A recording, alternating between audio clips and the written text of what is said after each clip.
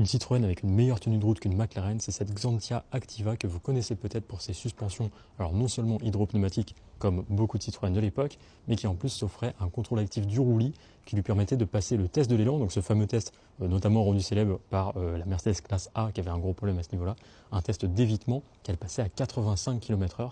Pour vous donner un ordre d'idée, c'est plus rapide qu'une McLaren 675 LT par exemple. Alors maintenant, elle a récemment été détrônée, mais c'était la voiture qui faisait ce test avec la vitesse la plus élevée de 85 km/h pendant à peu près une vingtaine d'années. Donc franchement, pour une voiture, c'est un vrai slipper, pour une voiture qui ressemble malgré tout à une Xantia, c'est vraiment pas mal. Et vous pouviez l'avoir avec des moteurs assez sympas.